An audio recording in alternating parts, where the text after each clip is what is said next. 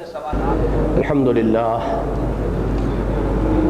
للہ وکفا والصلاة والسلام علی عبادہ الذین اصطفیٰ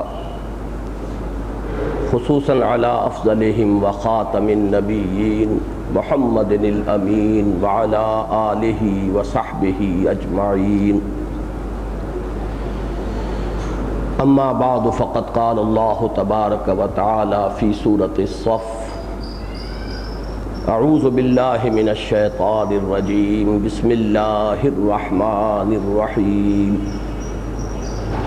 یریدون لیطفئوا نور اللہ بافواہہم واللہ متم نورہ ولو کرہ الکافرون هو الذی ارسل رسولہ بالہدی ودین الحق لیظہرہ علی الدین کلہ ولو کرہ المشرکون وقال تبارک وتعالی فی سورة التوبہ یریدون لیطفئوا نور اللہ بافواہہم وَيَأْبَى اللَّهُ إِلَّا أَن يُتِمَّ نُورَهُ وَلَوْ كَرِهَ الْكَافِرُونَ هُوَ الَّذِي أَرْسَلَ رَسُولَهُ بِالْهُدَى وَدِينِ الْحَقِّ لِيُظْهِرَهُ عَلَى الدِّينِ كُلِّهِ وَلَوْ كَرِهَ الْمُشْرِكُونَ وقال جل وعلا في سورة الفتح هو الذي أرسل رسوله بالهدى ودين الحق ليظهره على الدين كله وكفى بالله شهيدا محمد رسول الله والذين معه أشداء على الكفار رحماء بينهم تراهم ركعا سجدا يبتغون فضلا من الله ورضوانا صدق الله العظيم رب اشرح لي صدري ويسر لي امري واحلل عقدة من لساني يفقهوا قولي اللهم ربنا الهمنا رشدنا واعذنا من شرور انفسنا اللهم ربنا زدنا ایمانا وہدا وعلما نافعا وعملا صالحا متقبلا آمین یا رب العالمین۔ پچھلے ہفتے میں نے یہ عرض کر دیا تھا کہ آج کا ہمارا درس پورا کا پورا صرف ایک آیت پر ہوگا، سورہ صف کی آیت نمبر 9۔ پچھلے درس میں ہم سورہ صف کی ابتدائی 8 آیات کا مطالعہ کر چکے ہیں۔ جمعے میں بھی میں نے اس کا اعلان کر دیا تھا اور آج اخباری اطلاع بھی آپ حضرات کے نظر سے گزر چکی ہوگی کہ ہمارے آج کے درس کا اگر ویسے عنوان معین کیا جائے تو وہ یہ ہے کہ بعثت محمدی علی صاحب الصلاۃ والسلام کا منتہائے مقصود اسلام کا عالمی غلبہ۔ یہ آیہ مبارکہ جو ہمارا آج کا موضوع ہے، سب سے پہلے میں اس کی جو اہمیت ہے وہ چند حوالوں سے آپ حضرات کے سامنے رکھ دینا چاہتا ہوں۔ اس کی اہمیت کا ایک مظہر تو یہ ہے کہ قرآن مجید میں اس کا جو بڑا حصہ ہے جزو اکبر، وہ بغیر ایک شوشے کے فرق کے 3 مرتبہ آیا۔ هو الذی ارسل رسولہ بالہدی ودین الحق لیظہرہ علی الدین کلہ۔ یہاں تک ایک شوشے کا فرق نہیں ہے۔ سورہ توبہ کی آیت نمبر 33، سورہ صف کی آیت نمبر 9 جو اس وقت ہمارا موضوع درس ہے، اور سورہ فتح کی آیت نمبر 28۔ ان الفاظ میں ان تینوں مقامات پر ایک نقطے اور شوشے تک کا فرق نہیں ہے۔ 2 مقامات پر یعنی سورہ صف اور سورہ توبہ میں اختتام ہوتا ہے وَلَوْ كَرِهَ الْمُشْرِكُونَ۔ گویا کہ سورہ توبہ اور سورہ صف میں جو یہ آیت مبارکہ آئی ہے تو پوری آیت بعین ہی ہے، اس میں کہیں کوئی فرق نہیں۔ البتہ تیسرا مقام جو سورہ فتح کا ہے اس میں اس کا اختتام ہوا ہے وَكَفَى بِاللَّهِ شَهِيدًا۔ اب ظاہر بات ہے کہ قرآن مجید میں الفاظ کا بار بار دہرا کر اسی صورت میں آنا قطعی طور پر ان کی اہمیت پر دلالت کرتا ہے۔ اس لیے کہ دو باتیں میں نے بارہا عرض کی ہیں کہ نہ تو عربی زبان کا دامن جو ہے وہ ووکیبلری کے اعتبار سے تنگ ہے، بہت وسیع الذیل، بڑے وسیع دامن والی زبان ہے، اس کے پاس الفاظ کا بہت بڑا ذخیرہ ہے، اور معاذ اللہ ثم معاذ اللہ نہ ہم یہ کہہ سکتے ہیں کہ اللہ کی ووکیبلری محدود ہے۔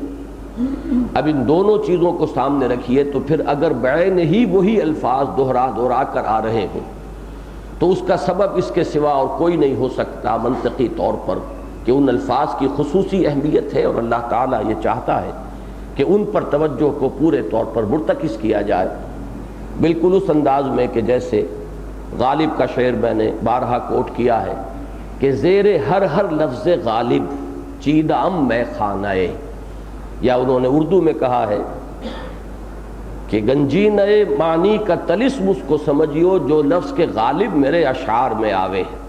تو میں عرض کیا کرتا ہوں کہ غالب کے ہاں تو یہ تعلی ہے، ایک اس کے الفاظ میں تو بھرتی کے، اس کے اشعار میں بھرتی کے الفاظ کی نشاندہی کی جا سکتی ہے، لیکن کلام اللہ کے لیے یہ دونوں باتیں 100% درست ہیں کہ گنجینہ معنی کا طلسم اس کو سمجھیو، وہ لفظ جو غالب میرے اشعار میں آوے۔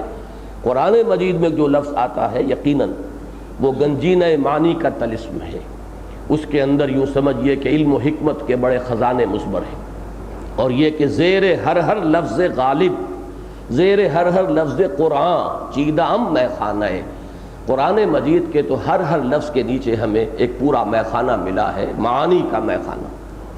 تو اب یہاں اگر تکرار ہے تو ظاہر بات ہے کہ اس کا سبب ایک ہی ہو سکتا ہے کہ ان کی خصوصی اہمیت کی طرف توجہ دلائی جائے۔ دوسری بات میں خاص طور پر شاہ ولی اللہ دہلوی رحمۃ اللہ علیہ کے حوالے سے عرض کرنا چاہتا ہوں۔ انہوں نے اس آیت مبارکہ کو قرآن مجید کی اہم ترین آیات میں سے شمار کیا ہے۔ ان کی ایک بہت معرکۃ الآراء کتاب ہے ازالۃ الخفا عن خلافت الخلفاء۔ خلافت کا جو تصور اسلام میں ہے اور خلافت راشدہ کا جو مقام ہے وہ ایک اہم موضوع ہے، اور اس پر ان کی 2 والیومز میں یہ ضخیم تصنیف ہے ازالۃ الخفا عن خلافت الخلفاء۔ اس میں ایک باب انہوں نے چند ان بنیادی آیات پر مشتمل باندھا ہے کہ جو اس موضوع کے اعتبار سے اہم ترین ہے پورے قرآن مجید میں، انہی میں یہ آیہ مبارکہ بھی ہے۔ اس پر جو تفصیل سے انہوں نے لکھا ہے، میں نے اس کا ترجمہ جو ہے مولانا عبدالشکور لکھنوی رحمۃ اللہ علیہ نے ترجمہ کیا تھا، چونکہ وہ پوری عبارت خاصی مغلق ہے۔ شاہ صاحب کا اپنا ایک مابعد الطبیعیات کا معاملہ ہے، ان کے اپنے کچھ فلسفے اور نظریے ہیں، ان کے حوالے سے جب بات ہوتی ہے تو جدید عام تعلیم یافتہ آدمی جو ہے جس نے عربی اور پرانی منطق کا مطالعہ نہ کیا ہو، ان کو ان عبارتوں کے سمجھنے میں دقت ہوتی ہے۔ لیکن یہ کہ مولانا عبدالشکور لکھنوی نے جو اس کا ترجمہ کیا اس عبارت کا، اس لیے کہ اصل کتاب عربی اور فارسی میں ہے، کہیں وہ عربی میں چلتے ہیں کہیں فارسی میں چلتے ہیں، لیکن اس کا ترجمہ اردو میں جو کیا ہے تو بریکٹس میں اضافے کر کے اس کی تسہیل کر دی ہے، جیسے کہ یہ ترجمہ آپ جو اوپر دیکھ رہے ہیں اس میں بھی ہم نے بریکٹس میں اضافے کیے۔ یہ میں نے میثاق میں بھی شائع کیا تھا، اور اس وقت ہماری یہ کتاب جماعت شیخ الہند کے نام سے جو ہے اس میں بھی یہ مضمون شامل ہے۔ بہرحال شاہ صاحب نے اس کو قرآن مجید کی کلیدی آیات میں شمار کیا ہے۔ بلکہ اس سے آگے بڑھ کر عرض کر دوں کہ ڈاکٹر رفیع الدین مرحوم و مغفور نے مجھ سے یہ کہا تھا اور مجھے یہ بتایا تھا کہ اپنی تصانیف میں کسی مقام پر شاہ صاحب نے اس آیہ مبارکہ کو پورے قرآن مجید کا عمود قرار دیا ہے۔ چونکہ شاہ صاحب کی ساری تصانیف کا میں نے مطالعہ بالاستیاب نہیں کیا ہے، لہذا میرے سامنے تو نہیں ہے، نہ وہ مجھے اس وقت بتا سکے تھے، حوالہ دے سکے تھے کہ کس کتاب میں کس جگہ، لیکن یہ کہ بہرحال ڈاکٹر رفیع الدین مرحوم و مغفور کو میں ایک ثقہ راوی سمجھتا ہوں، اور انہی کے حوالے سے میں یہ بات آپ تک اس وقت منتقل کر رہا ہوں کہ شاہ صاحب نے اس آیہ مبارکہ کو پورے قرآن مجید کا عمود قرار دیا ہے۔ عمود کی اصطلاح پچھلے ہمارے درس میں آ گئی تھی۔ عمود جو ہے عماد، اور عمود ستون کو کہتے ہیں، عماد الدین الصلاۃ عماد الدین، عمود سیدھی کوئی شے، آپ جیومیٹری کے اندر عمود جو ہے پرپینڈیکولر اس کا لفظ استعمال ہوتا ہے، تو در حقیقت ہر سورہ مبارکہ کا ایک عمود ہوتا ہے، میں نے عرض کیا تھا مرکزی مضمون، جیسے ہار کی وہ ڈوری جس میں موتی پروئے گئے ہیں، ایسے ہی ہر سورہ مبارکہ کا ایک مرکزی مضمون ہوتا ہے اور تمام آیات جو ہیں اس کی اس مرکزی مضمون کے ساتھ مربوط ہوتی ہے، وہ اس سورت کا عمود ہے۔ پھر میں نے عرض کیا تھا کہ سورتیں جب جمع ہوتی ہیں، مکی اور مدنی صورتیں مل کر جب ایک گروپ کی شکل اختیار کرتی ہیں، تو ہر گروپ کا بھی ایک عمود ہے، ایک مرکزی مضمون ہے کہ جس کے ساتھ اس گروپ کی مکی اور مدنی صورتیں مربوط ہوں گی۔ اب یہاں اگر یہ روایت صحیح ہے اور شاہ صاحب کی طرف اس قول کی نسبت درست ہے، تو گویا کہ پورے قرآن مجید کا بھی ایک عمود قرار دیا ہے شاہ صاحب نے، اور وہ یہ الفاظ مبارکہ ہے، هو الذی ارسل رسولہ بالہدی ودین الحق لیظہرہ علی الدین کلہ۔ یہ دو باتیں تو شاہ صاحب کے حوالے سے۔ آپ کے علم میں ہوگا کہ مولانا عبید اللہ سندھی مرحوم اگرچہ آخری زندگی میں ان کے جو نظریات ہو گئے تھے ان کے بارے میں اختلاف رائے ہے اور اختلاف روایت بھی ہے۔ بعض حضرات نے ان کی طرف جو چیزیں منقول کی ہیں وہ تمام مسلمانوں کے لیے بتمام و کمال قابل قبول نہیں ہے، لیکن کچھ حضرات نے نفی بھی کی ہے کہ ان کی جانب ان خیالات کی نسبت درست نہیں ہے۔ بہرحال ان کی زندگی کا آخری دور کچھ مختلف فی ہے، کنٹروورشیل ہے، لیکن ان کی زندگی کا ابتدائی دور سب کے نزدیک بہت متفق علیہ ہے کہ حضرت شیخ الہند رحمۃ اللہ علیہ کے وہ بہت معتمد علیہ ساتھی تھے، اور انہی کے نمائندے بن کر وہ کابل گئے تھے کہ ایک طرف وہ جو ریشمی رومالوں کی تحریک تھی، آپ نے سنا ہوگا کہ اس کا ہندوستان کے اندر جو ہے آغاز کیا جائے ایک آزادی کی تحریک کا، اور کچھ ہمیں باہر سے مدد مل سکے، تو کابل سے افغانستان سے مدد لینے کے لیے حضرت شیخ الہند مولانا محمود حسن رحمۃ اللہ علیہ نے انہیں مبعوث کیا تھا۔ انہوں نے شاہ ولی اللہ دہلوی کے فلسفے کی شرح کی ہے، وہ شارح کی حیثیت سے مشہور ہے۔ انہوں نے اس آیہ مبارکہ کو ایک عالمی اسلامی انقلاب کا عنوان قرار دیا ہے۔ یہ نوٹ کر لیجئے، عالمی اسلامی انقلاب۔ میں اس کا خاص طور پر اس لیے حوالہ دے رہا ہوں کہ یہ نہ سمجھا جائے کہ یہ انقلاب کا لفظ ابھی استعمال ہم نے کرنا شروع کیا ہے۔ یہ انقلاب کا لفظ کم سے کم اس صدی کے آغاز سے ہمارے جو بھی اکابر ہیں انہوں نے اس کا استعمال شروع کیا۔ تو مولانا عبید اللہ سندھی رحمۃ اللہ علیہ نے ان الفاظ مبارکہ کو عالمی اسلامی انقلاب کا عنوان قرار دیا ہے۔ اب اس کے بعد ایک بات وہ ہے کہ جو میں جسارت کر رہا ہوں عرض کرنے کی، کہ یہ آیہ مبارکہ پورے قرآن مجید کے لیے بمنزلہ عمود ہے یا نہیں۔ اب یہ بات تو شاہ ولی اللہ دہلوی رحمۃ اللہ علیہ کے حوالے سے میں نے عرض کر دی، لیکن یہ کہ میرے نزدیک سیرت النبی علیہ صاحب الصلاۃ والسلام کے لیے یقیناً یہ کلید کی حیثیت رکھتی ہے۔ سیرت سمجھ میں نہیں آئے گی اگر یہ آیت سامنے نہ ہو۔ اس کو سمجھیں گے تو سیرت النبی صلی اللہ علیہ وسلم کا فہم حاصل ہوگا، ورنہ ہرگز حاصل نہیں ہوگا۔ سیرت کے واقعات ایک آدمی ازبر کر لے، یاد کر لے، سیرت کے تمام جو تفاصیل ہیں ان کے اوپر چاہے وہ ایک بڑی مفصل تصنیف بھی اس کی تالیف کر لے، یہ سب اپنی جگہ ہو، لیکن یہ ہے کہ سیرت کو نہیں سمجھ سکے گا جب تک کہ یہ آیہ مبارکہ سامنے نہ ہو۔ اس کی وجہ کیا ہے؟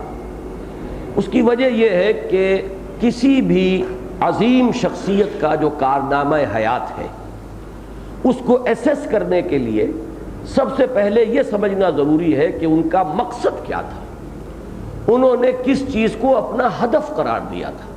ظاہر بات ہے کہ اسی کے حوالے سے آپ ایسیس کر سکیں گے کہ وہ اچیو کر سکے یا نہیں کر سکے، اس مقصد تک وہ اس کا حصول ہوا یا نہیں ہوا، یا وصول ہوا یا نہیں ہوا، وہاں تک پہنچے یا نہیں پہنچے۔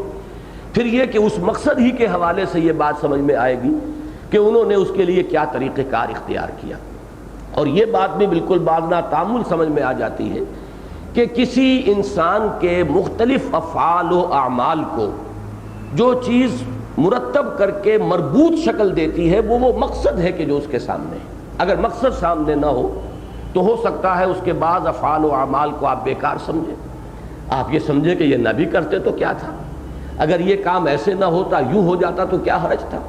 لیکن اگر آپ کے سامنے ہدف ہو، مقصد ہو کہ اصل میں پہنچنا کہاں ہے، نصب العین کیا ہے، مقصود کیا ہے، ہدف کیا ہے، منزل کیا ہے، تو اس کے حوالے سے ہر چیز جو ہے وہ روشن ہوتی چلی جائے گی اور ہر چیز جو ہے بامانی نظر آئے گی۔ اس اعتبار سے میں ذرا حوالہ بھی دے دوں، کہ جن حضرات کے سامنے حضور صلی اللہ علیہ وسلم کے مقصد بعثت کی حیثیت سے یہ آیت نہیں ہے، انہیں بڑی ٹھوکریں لگی ہیں۔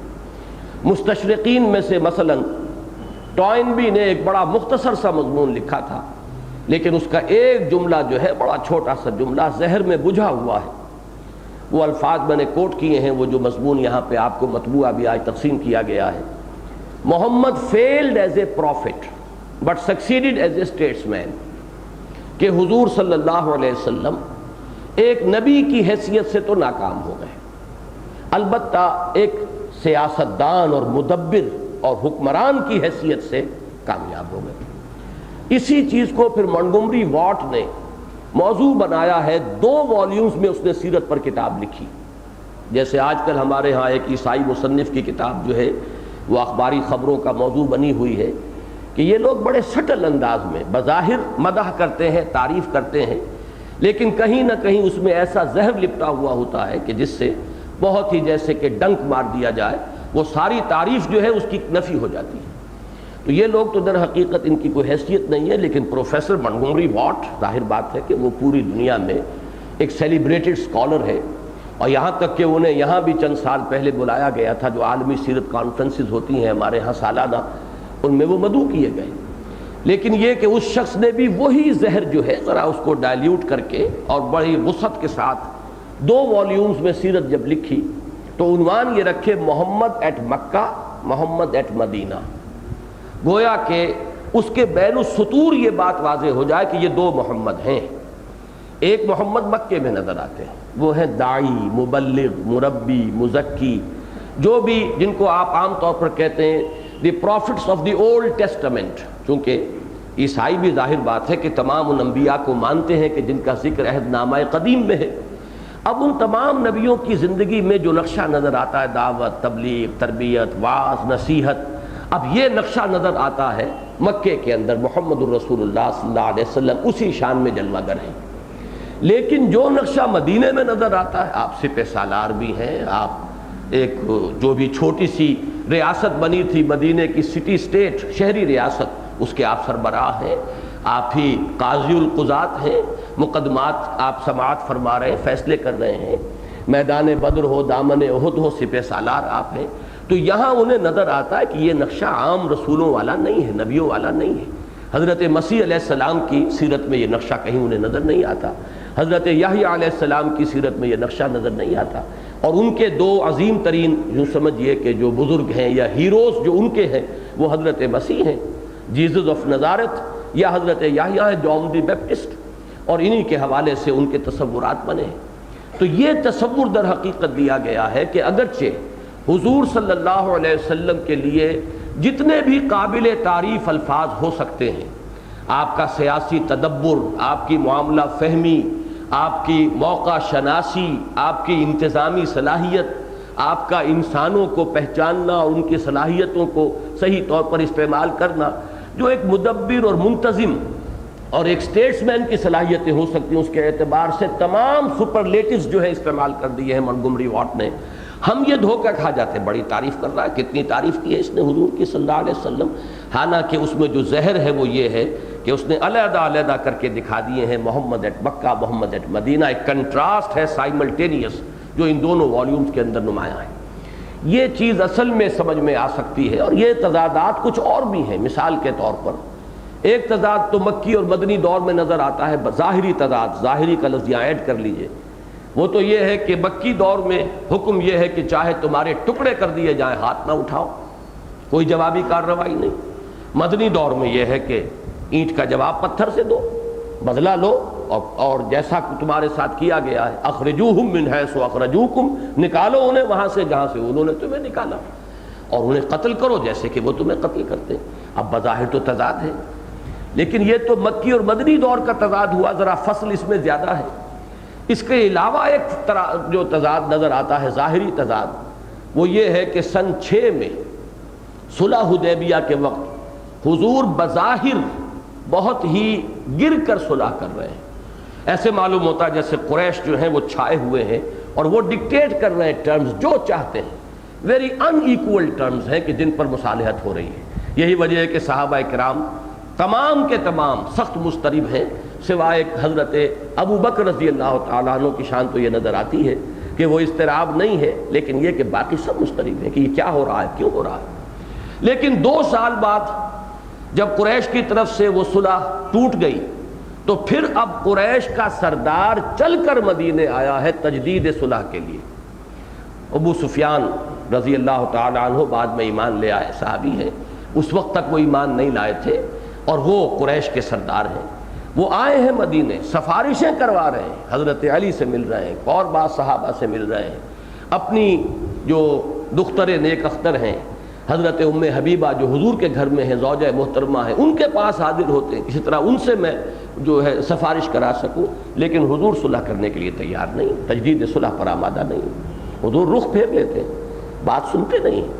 یہ تضاد ہے بظاہر، یہ سارے تضادات ریزالو ہوتے ہیں اگر یہ بات سمجھ میں آ جائے کہ ایک ہدف ہے معین، جانا ادھر ہے، ہر مرحلے پر اس ہدف کے اعتبار سے طے ہوگا کہ اس وقت کیا کرنا ہے کیا نہیں کرنا۔ کبھی اگر دبنا ہے بظاہر تو اس ہدف کے لیے دبنا ہے، اور کبھی نہیں دبنا ہے تو اس ہدف کے پیش نظر دبنا ہے، نہیں دبنا ہے۔ یہ ساری چیزیں جو ہیں یہ ظاہری تضادات ریزالو ہوں گے تو اس سے ہوں گے۔ بہرحال یہ میں نے کچھ وضاحت کی ہے اپنی اس رائے کی کہ میرے نزدیک سیرت النبی علی صاحب الصلاۃ والسلام کا فہم موقوف ہے اس آیہ مبارکہ کے سمجھنے پر۔ اگر یہ آپ سمجھ لیں گے تو پوری سیرت سمجھ میں آئے گی ایک مربوط حقیقت کی حیثیت سے، اور اگر نہیں تو آپ کو تضادات بھی نظر آئیں گے، چاہے آپ اپنے دل کی تسکین کے لیے کوئی تسلی دینے کے لیے کوئی اس کی تعویل کر لیں، لیکن واقعہ یہ ہے کہ اس کی صحیح تعویل جو ہے اس آیہ مبارکہ کے صحیح فہم کے بغیر ممکن نہیں۔ اب چونکہ آج ہمارا یہ درس جو ہے یہ ایک بالکل علیحدہ نوعیت کا ہے، تو اسی لیے ایک تو یہ کہ یہ آیہ مبارکہ بڑے جلی الفاظ میں ہم نے اوپر لکھوا دی ہے تاکہ آپ کے سامنے نہ بھی ہو تو ہر وقت آپ ریفر کر سکیں، اور یہ تو میں سمجھتا ہوں کہ جو آخری دیوار کے پاس جو لوگ بیٹھے ہوئے ہیں وہ بھی دیکھ سکتے ہیں کہ یہ آیہ مبارکہ ان کے لیے پڑھنے کے میں کوئی دقت نہیں ہوگی۔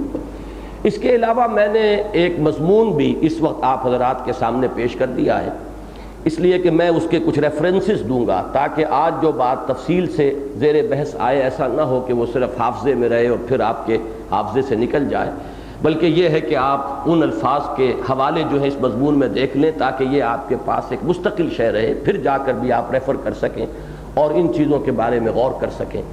تیسرے یہ کہ آج کا ہمارا یہ درس جو ہے وہ ہماری عام روش سے ذرا ہٹ کر ہوگا کہ اس میں جو کلاس روم ٹیچنگ کا ایک انداز ہوتا ہے وہ میں اختیار کرنے کی کوشش کروں گا، بلیک بورڈ بھی یوز کروں گا۔ اب ظاہر بات ہے کہ بلیک بورڈ تک جو دور بیٹھے ہوئے ساتھی ہیں شرکائے درس شاید وہ تو نہ دیکھ سکیں، لیکن قریب کے حضرات کے لیے سہولت ہو جائے گی، اور چونکہ ہم ان دروس کے اب یہ ویڈیوز تیار کر رہے ہیں تو یقیناً اس سے جہاں جہاں بھی یہ ویڈیو جائے گا انہیں یقیناً اس سے مدد ملے گی کہ اس آیہ مبارکہ کو وہ پوری گہرائی میں اتر کر سمجھنے کی کوشش کریں۔ یہ آیہ مبارکہ میں تلاوت کر چکا ہوں، اور میں نے اسی لیے ان تینوں مقامات کی تلاوت کر دی۔ سورہ توبہ میں 2 آیات، سورہ صف کی 2 آیات، اور یہ بھی نوٹ کر لیجئے کہ سورہ توبہ اور سورہ صف میں جہاں یہ مشابہت تامہ ہے کہ پوری آیت جو کہ تو انہی الفاظ میں آئی ہے هو الذی ارسل رسولہ بالہدی ودین الحق لیظہرہ علی الدین کلہ ولو کرہ المشرکون، اس کے ساتھ ساتھ دونوں مقامات پر جو اس سے پہلے آیت ہے وہ بھی ایک ہی مضمون ہے اگرچہ لفظی تھوڑا سا فرق ہے۔ وہ آیت جو ہم پڑھ چکے ہیں پچھلی مرتبہ، یریدون لیطفئوا نور اللہ بافواہہم واللہ متم نورہ ولو کرہ الکافرون۔ یہ 3 حصے ہیں اس آیت کے، تو پہلا اور آخری حصہ بعین ہی آیا ہے سورہ توبہ میں بھی، یریدون لیطفئوا نور، یریدون ان یطفئوا نور اللہ بافواہہم، تھوڑا سا فرق ہے، لام کی بجائے ان آیا ہے، یریدون ان یطفئوا نور اللہ بافواہہم، اور اس کے بعد وَيَابَ اللَّهُ إِلَّا يُتِمَّ نُورَهُ، اور اللہ کو بالکل پسند نہیں ہے، قطعاً قبول نہیں ہے مگر یہ کہ وہ پورا کر کے رہے گا اپنے نور کو۔ سورہ صف میں فرمایا وَاللَّهُ مُتِمُّ نُورِهِ، اللہ اپنے نور کا اتمام فرما کر رہے گا، اور یہاں فرمایا اللہ کو ہرگز منظور نہیں ہے مگر یہ کہ وہ پورا کرے اپنے نور کو، آخری ٹکڑا پھر بعین ہی وہی ہے وَلَوْ كَرِهَ الْكَافِرُونَ. تو یہ بھی نوٹ کر لیجئے کہ یہ سورہ صف اور سورہ توبہ میں یہ مشابہت تامہ ہے. اب ذرا ان آیات پر، اس الفاظ پر توجہ کو مرتکز کیجئے. اور سب سے پہلے چونکہ ہم یہ اس وقت درس جو پڑھ رہے ہیں یہ سورہ مبارکہ، تو وہ مسلسل درس کی شکل میں ہے. اور اس میں جیسا کہ میں نے پچھلی مرتبہ عرض کیا تھا کہ یہ گروپ شروع ہوا ہے مدنی سورتوں کا سورہ حدید سے. جو 8 آیتیں ہم پڑھ چکے ہیں ان کا بھی میں نے حوالہ دیا تھا سورہ حدید کی آیات کے ساتھ، کہ یہاں جو ہم نے پڑھا یا ایھا الذین آمنوا لم تقولون ما لا تفعلون، وہ بات وہاں آ چکی ہے. وما لکم لا تؤمنون باللہ وما لکم الا تنفقوا فی سبیل اللہ، مضمون وہی ہے.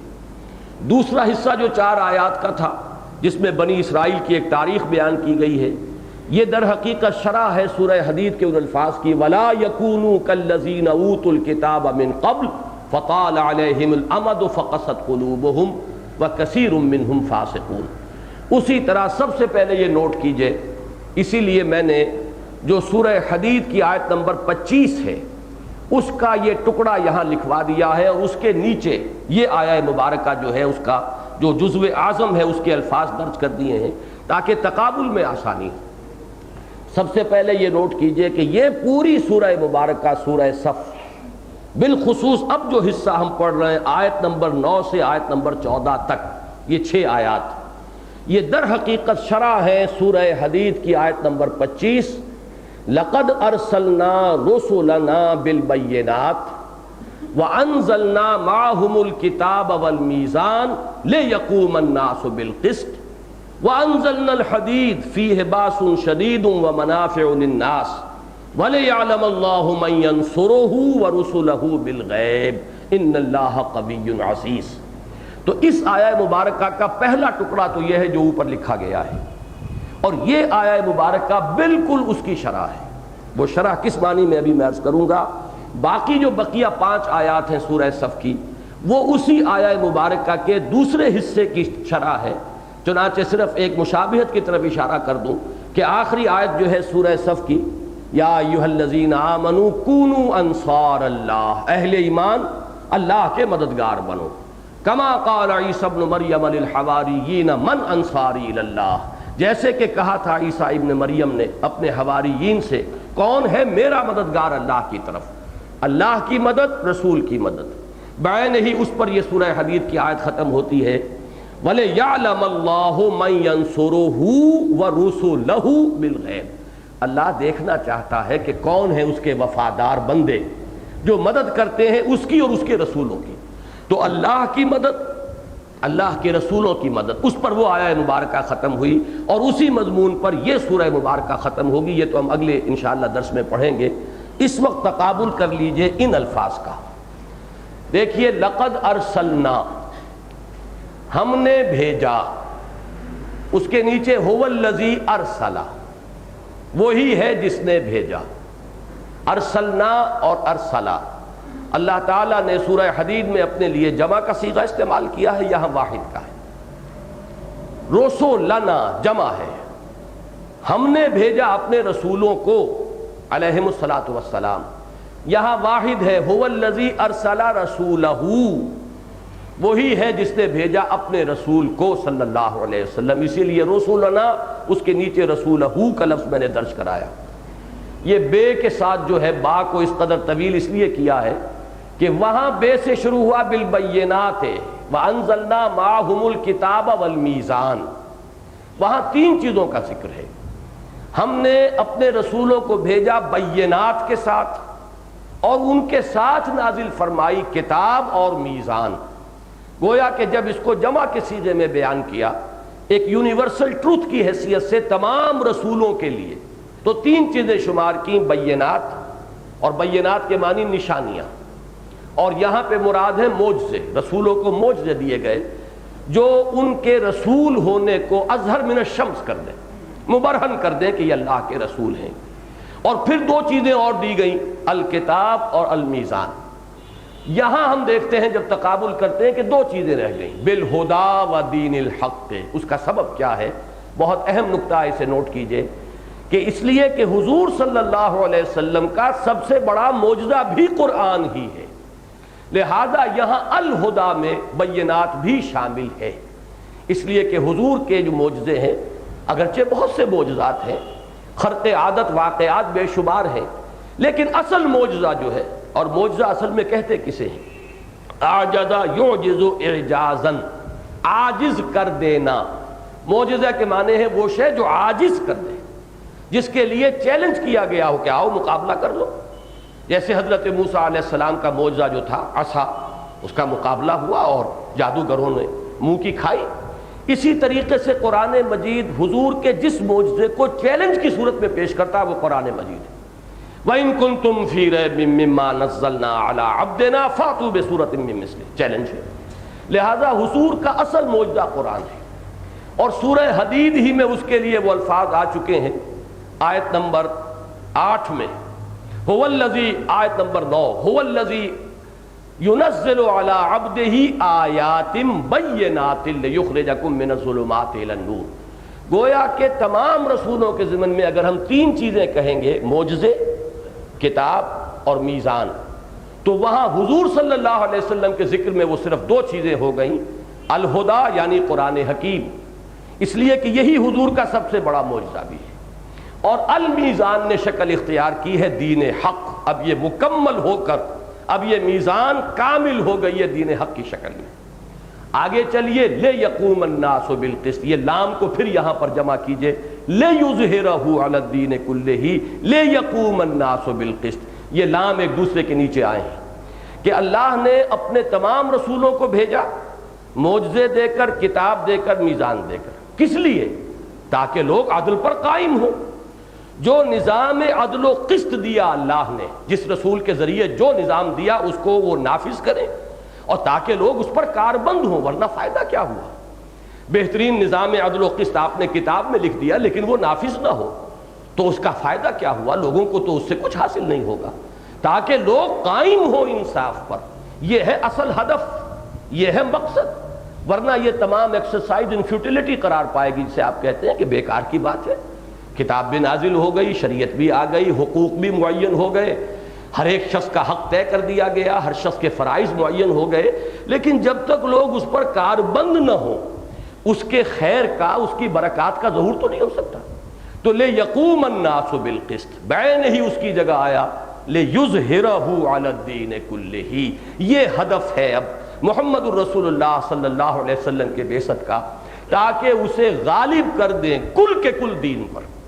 مجھے اس پر تو ابھی شرح کرنی ہے تفصیل کے ساتھ، جو ترجمہ میں کر رہا ہوں اس کی دلیل کیا ہے، ایک ایک لفظ کی ہمیں جو لغوی اصل ہے اس پر غور کر کے ان باتوں کو سمجھنا ہے، لیکن بحیثیت مجموعی جو ترجمہ ہے وہ اوپر نوٹ کر لیجئے، وہی ہے اللہ۔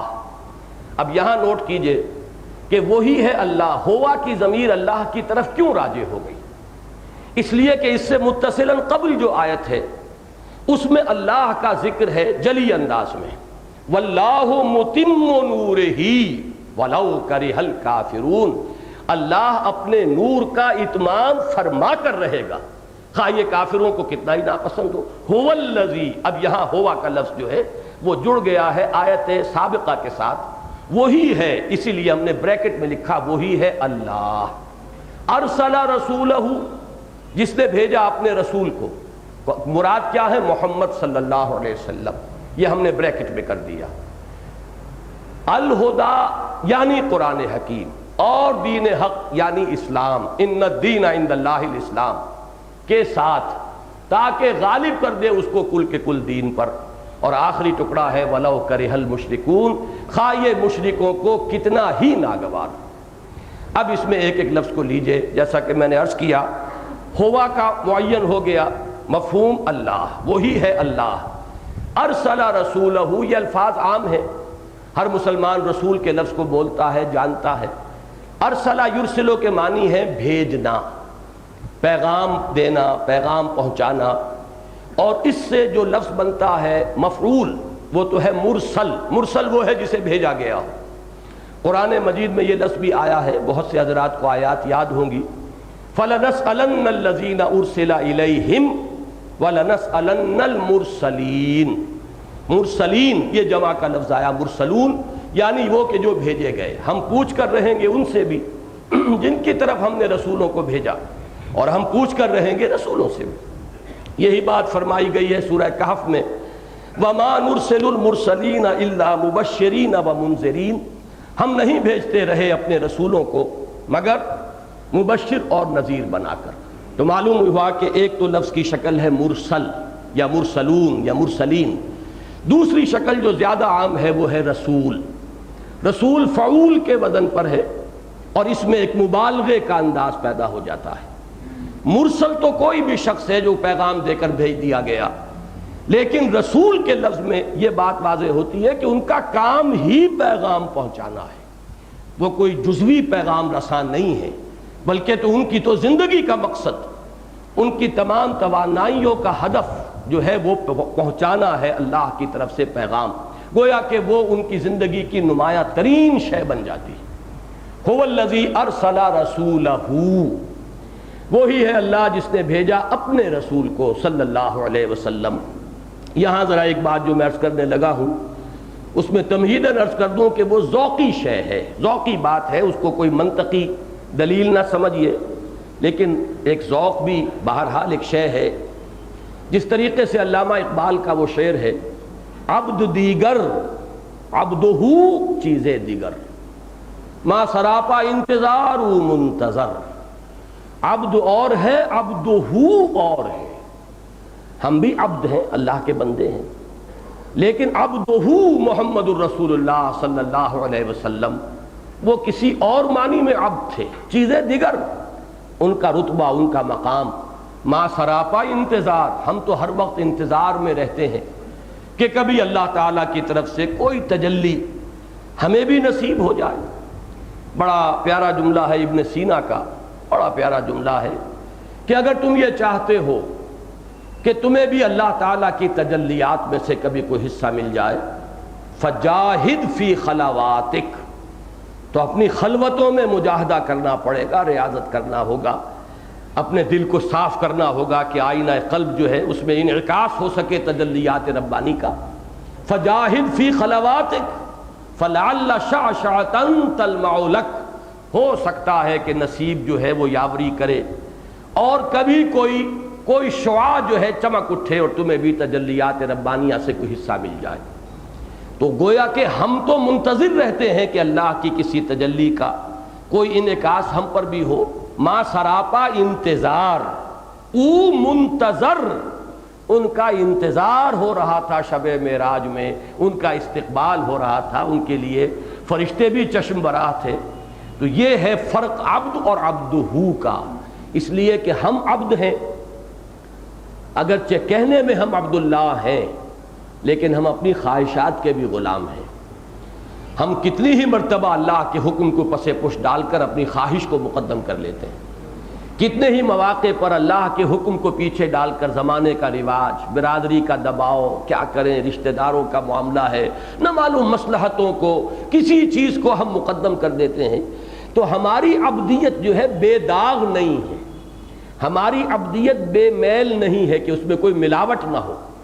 ایک وہ عبدیت کاملہ ہے جو بے داغ ہے، جس میں کہیں کوئی ملاوٹ نہیں ہے، وہ صبغت اللہ جو ہمہ تن ہمہ وجوہ پوری شخصیت میں سراج کر گیا ہے، وہ ہے عبدہو، گویا کہ عبد کامل ہے محمد الرسول اللہ صلی اللہ علیہ وسلم۔ تو عبد دیگر عبدہو چیزیں دیگر، ما سراپا انتظار و منتظر۔ اسی طور سے مجھے محسوس ہوتا ہے کہ ان آیات مبارکہ میں یہ جو لفظ آیا ہے هو الذی ارسل رسولہ، یہ بالکل وہی انداز ہے، وہی رخ ہے۔ اور میں نے جب اس کی تحقیق کی، اگرچہ رسولنا، اب اللہ تعالیٰ نے اپنی طرف جمع کے صیغے میں رسولوں کو منسوب کیا ہے، نسبت دی ہے اپنی ذات کی طرف، ہمارے رسول، لیکن عجیب بات ہے، یہ بھی میں اس کو ایک حسن اتفاق کہوں گا، اگرچہ قرآن مجید کے بارے میں یہ لفظ اتفاق درست نہیں ہے، جو شے ہے وہ الحق ہے اور وہ آئی ہے تو قطعی ہے اور یقینی ہے۔ میں حیران ہوا، معجم المفہرس کا میں نے جائزہ لیا کہ رسولہ یا رسولہ یا رسولہ، یہ لفظ پورے قرآن میں سوائے محمد الرسول اللہ کے اور کسی کے لیے نہیں آیا صلی اللہ علیہ وسلم۔ اب یہ اتفاق تو نہیں ہو سکتا لیکن یہ کہ میں اسے کوئی منطقی دلیل بھی یعنی قرار نہیں دے رہا ہوں، ایک ذوقی بات ہے۔ لیکن ایک لفظ میں یہاں پہ اضافہ کرنا چاہتا ہوں کہ رسولہ، جیسے عبدہ، عبد دیگر، عبدہ چیزیں دیگر، اس میں لفظ کا اضافہ کیا، عبد کامل ہے محمد الرسول اللہ صلی اللہ علیہ وسلم، اسی طریقے سے رسول کامل ہے محمد الرسول اللہ صلی اللہ علیہ وسلم۔ گویا کہ لفظ رسالت کا مصداق کامل، مصداق تام اگر آپ کو خارج میں تلاش کرنا ہوگا، مصداق کامل، تو وہ ہے محمد الرسول اللہ صلی اللہ علیہ وسلم۔ اگرچہ ایک اصول منطق میں آتا ہے کہ ہر جگہ پر جس کو کہتے ہیں مفہوم مخالف جو ہے اس کو سامنے نہیں لانا چاہیے، کہیں یہ ایک ذہن میں ایک وسوسہ پیدا ہو جائے کہ کیا اس کے معنی یہ ہے کہ بقیہ رسول ناقص تھے؟ معاذ اللہ، کبھی بھی یہ چونکہ اصول ہے کہ یہ مفہوم مخالف ہے، ادھر بالکل آپ کا ذہن نہیں جانا چاہیے۔ لیکن اس میں کوئی شک نہیں کہ رسالت کاملہ کا مصداق کامل محمد الرسول اللہ صلی اللہ علیہ وسلم۔ یہی وجہ ہے کہ اب یہ بڑی پرانی بات ہو گئی، 7-8 سال پرانی بات ہوگی اندازاً، ٹیلی ویژن پر ایک مرتبہ ربیع الاول کے مہینے میں 12 تقاریر میری ہوئی تھی، تو اس کا عنوان ہی میں نے خود اختیار کیا تھا، جیسے کہ وہ جو درس قرآن کا سلسلہ تھا جو ٹیلی ویژن کا، تو الہدا اس کے لیے یہ عنوان میرا اپنا اختیار کردہ تھا۔ اسی طرح ان 12 تقاریر کے لیے رسول کامل یہ لفظ میں نے اختیار کیا تھا۔ 12 تقاریر ہوئی تھی رسول کامل کے عنوان سے، اور ابھی اسی عنوان سے طبع شدہ کتابی شکل میں وہ موجود ہے۔ تو یہ میں نے ایک ذوقی بات کہی ہے، هو الذی ارسل رسولہ، وہی ہے اللہ جس نے بھیجا اپنے رسول کو صلی اللہ علیہ وسلم، یا اپنے رسول کامل کو کہ جو رسالت کا مصداق کامل و اتم ہے صلی اللہ علیہ وسلم۔ اب آگے لفظ آیا، 2 چیزیں دے کر بھیجا۔ یہ حرف با جو ہے یوں سمجھیے کہ بریکٹ میں ہے آگے، بالہدا و دین الحق، نون کے نیچے زیر اسی لیے آ رہا ہے کہ با کا اثر وہاں تک جا رہا ہے، بالہدا و بالدین الحق، بھیجا ہے اللہ نے اپنے رسول کو 2 چیزیں دے کر، ایک الہدا اور ایک دین الحق۔ الہدا سے مراد کیا ہے؟ اب جو کتابچہ آپ کو تقسیم ہوا ہے ذرا اس کا صفحہ نکال لیجئے، دوسرا ہی صفحہ ہے یہ۔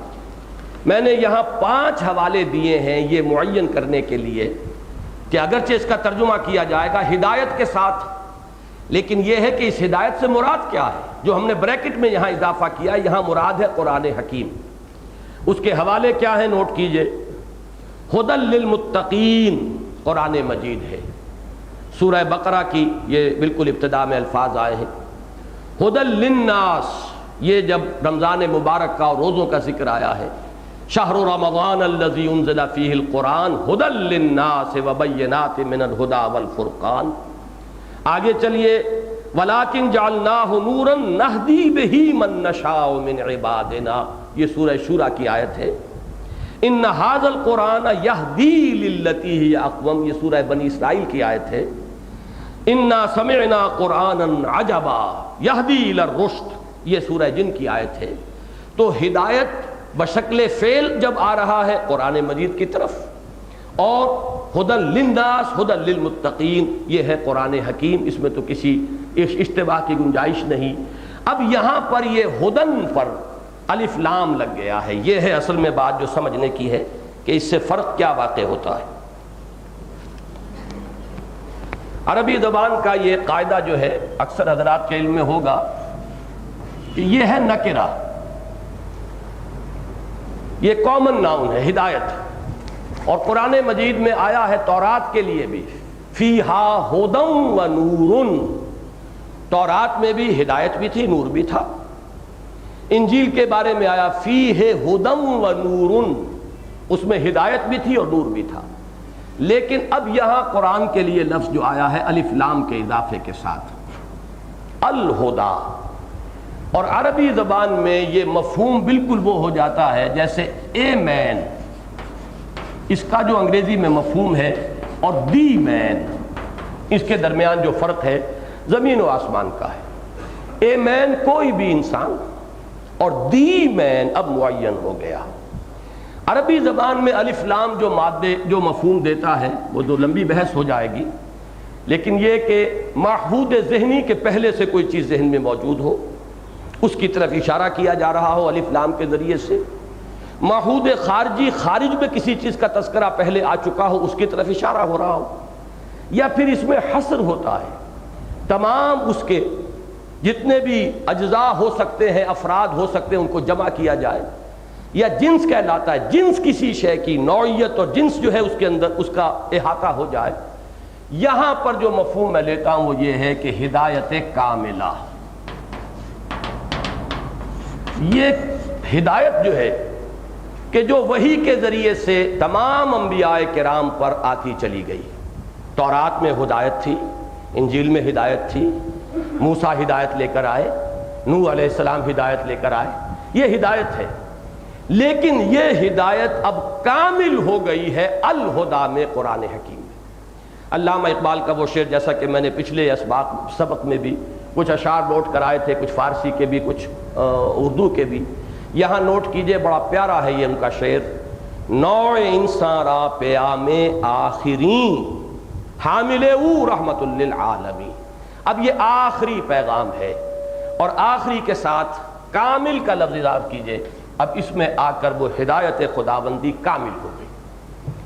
اس میں بھی میں نے اپنے اس کتابچے کے اندر بحث کی ہے، وہ پڑھ لیجئے گا، لیکن میں وہ تو ذرا آگے جا کر اس مضمون میں آئے گا، لیکن میں یہیں پر وضاحت کر دینا چاہتا ہوں کہ در حقیقت وہ جو مفہوم مخالف ذہن میں آئے گا تو کیا تورات کی ہدایت ناقص تھی؟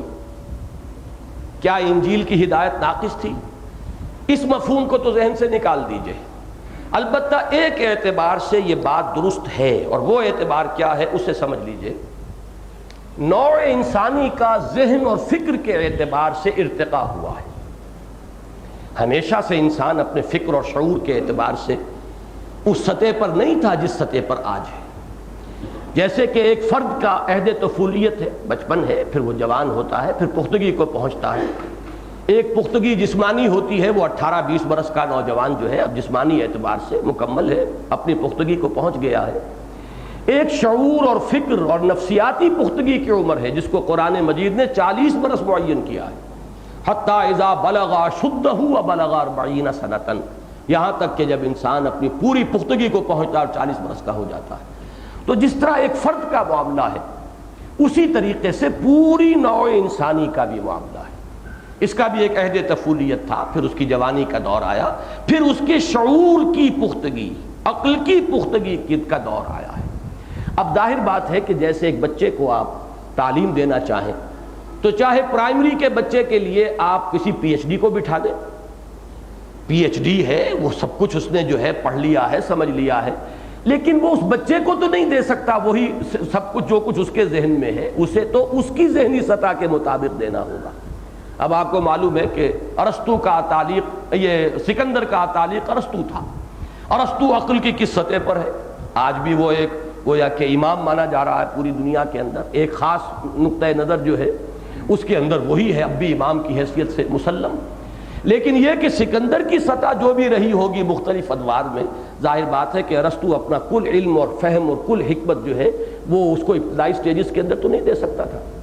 تو اللہ تعالیٰ کا علم کامل، اللہ کی ہدایت کامل ہے، وہ تو ہمیشہ سے ازل سے، اس کی صفات تو مستقل ہیں اور ازلی ہیں، لیکن نوع انسانی کو جو ہدایت اور رہنمائی دی گئی ہے وہ درجہ بدرجہ بڑھی ہے، اور اس درجہ بدرجہ بڑھنے میں جان لیجئے کہ یہ جو ہدایت آتی رہی سابقہ صحیفوں میں، کتابوں میں، اس لیے کہ حضرت ابراہیم علیہ السلام کے لفظ کے ساتھ صحیفہ آتا ہے، صحف ابراہیم و موسیٰ، پھر حضرت موسیٰ علیہ السلام کے لیے باضابطہ نام کے ساتھ تورات ہے، پھر زبور ہے، پھر انجیل ہے، پھر یہ کہ اور بہت سے نبیوں کے صحیفے ہیں جو اولڈ ٹیسٹامنٹ کے اندر جمع کیے گئے ہیں، اگرچہ ان کی صحت کی کوئی ضمانت نہیں ہے، لیکن بہرحال یہ نہیں کہا جا سکتا کہ کل کے کل وہ جھوٹ پر یا فیبریکیشن ہی پر مشتمل ہے۔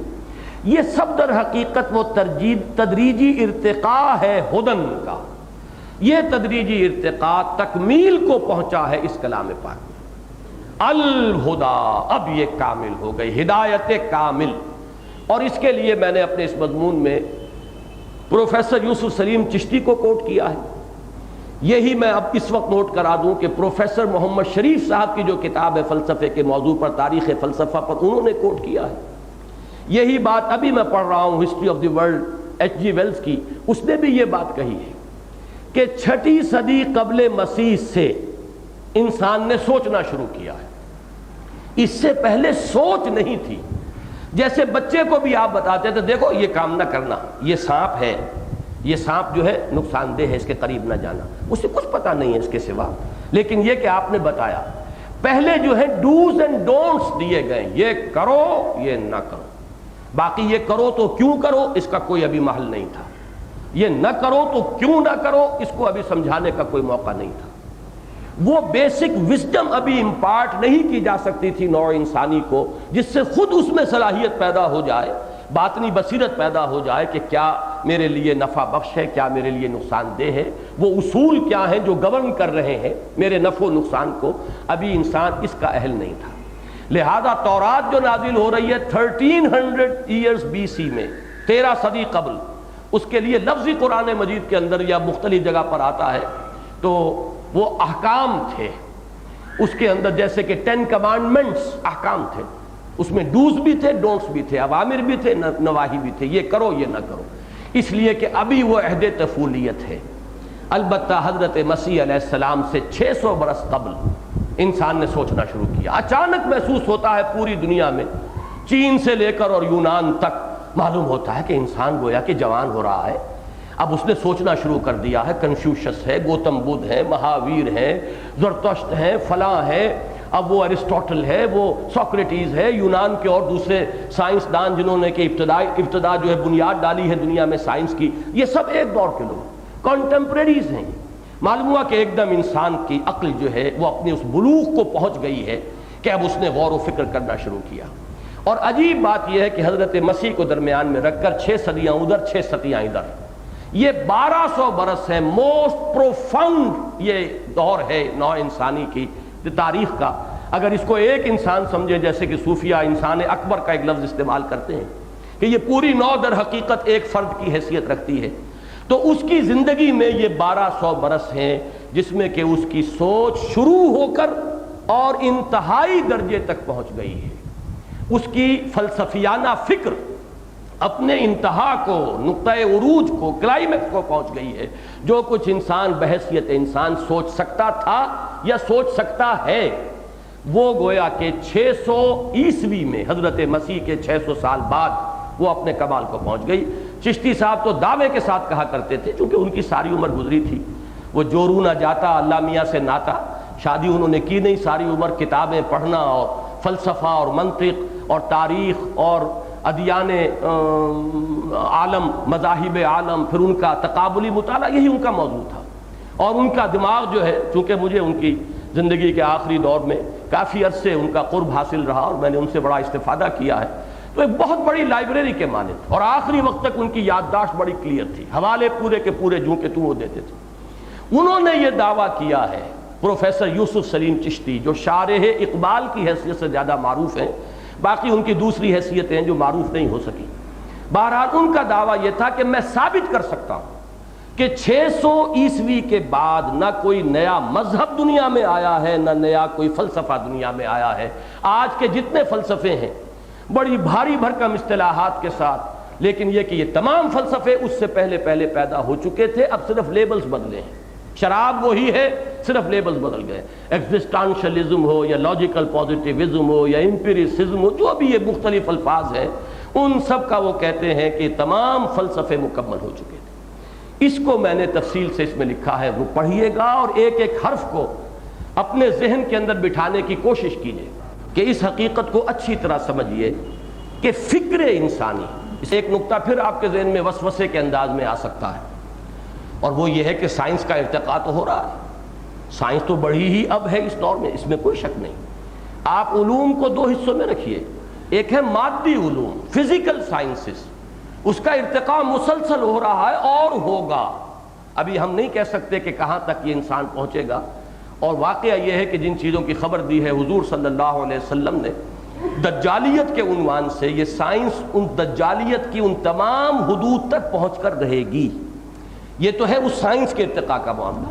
لیکن فکر اور شے کا نام ہے, فلسفیانہ فکر, وہ جو پوری کائنات اور اس کی حقیقت کو ایک حقیقت بسیطہ کی حیثیت سے سمجھنے کی کوشش, اور اس کی جو اصل حقیقتیں ہیں ان تک پہنچنے کی کوشش، جس کے بارے میں وہ شعر میں نے آپ کو سنایا تھا کہ حدیث مطربو میں گو و راز دہر کم ترجو کہ کس نقشد و نقشاید بحکمتی معمارہ. یہ راز دہر جبکہ تجھ بن نہیں کوئی موجود، پھر یہ ہنگامہ خدا کیا ہے؟ ہم کون ہیں؟ کائنات کیا ہے؟ ہمارا اس سے رشتہ کیا ہے؟ یہ خود بخود بن گئی یا یہ کوئی اس کا بنانے والا ہے؟ کوئی بنانے والا ہے تو اس سے ہمارا تعلق کیا ہے؟ ہماری زندگی بس یہی زندگی ہے جو اس دنیا میں ہم بسر کر رہے ہیں، یا موت کے بعد بھی ہماری کوئی زندگی ہے؟ تو یہ تمام وہ مسائل ہیں کہ جن کا سائنس سے کوئی تعلق نہیں. اسی لیے آپ دو حصوں میں تقسیم کرتے ہیں، فزکس اینڈ میٹا فزکس. تو میں جس چیز کا ذکر کر رہا ہوں وہ میٹا فزکس ہے، وہ چیز کے جو ہمارے حواس کے دائرے سے باہر ہے. حواس کے دائرے کے اندر جو علوم ہیں انہیں آپ فزیکل سائنسز کہیں گے، ان میں ارتقاء ہو رہا ہے. لیکن وہ فکر انسانی، وہ فلسفیانہ فکر جو ہے، وہ میٹا فزیکل تھاٹ، اس کے مختلف شعبے ہیں، وہ مکمل ہو چکا تھا جب بعثت محمدی ہوئی صلی اللہ علیہ وسلم، اور اس وقت پھر اب الہدا دے دی گئی، ہدایت کاملہ.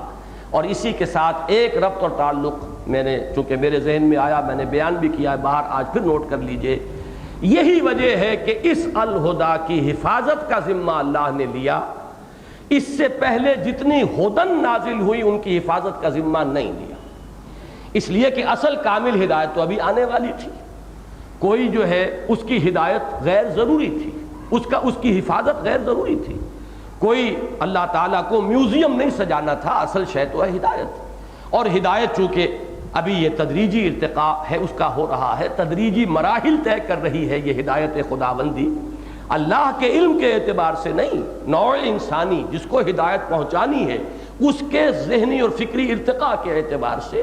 لہذا یوں سمجھیے کہ انٹرم پیریڈز میں جو کچھ انہیں دے دیا گیا ہے اس کی حفاظت کی چندہ ضرورت نہیں ہے.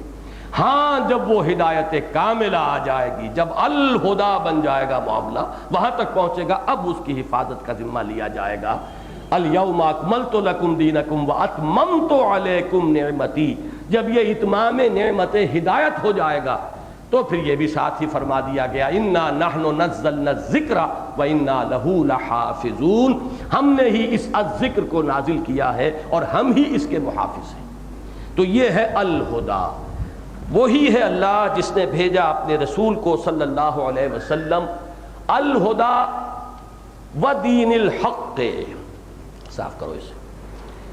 اب ذرا زیادہ ثقیل لفظ آ گیا ہے، اس پر ذرا اور ہمیں گہرائی میں غور کرنا ہے. صاف کر دو صاحب.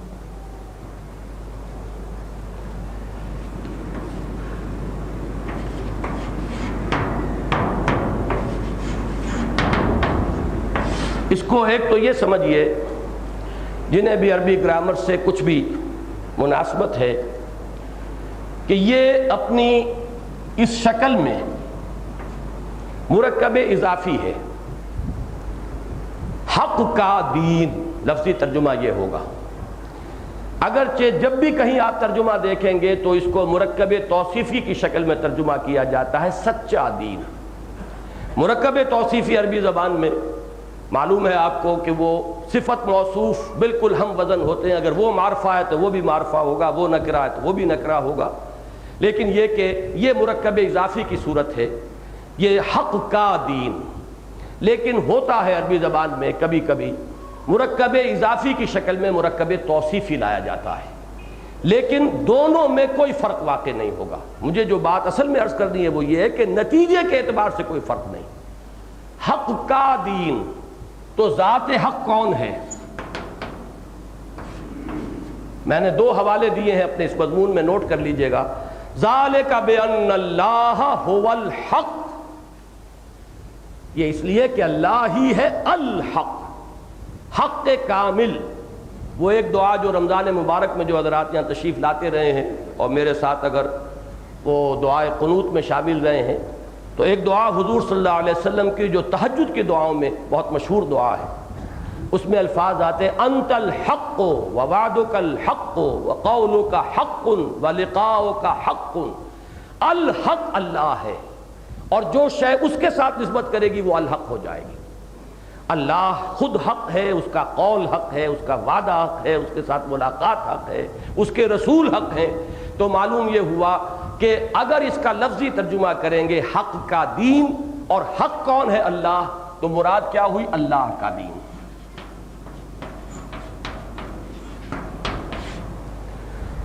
اور اگر اسے لیں دین الحق کہ یہ مرکب توصیفی ہے، جیسا کہ میں نے عرض کیا کہ ہے، اور یہی ترجمہ کیا جاتا ہے سچا دین۔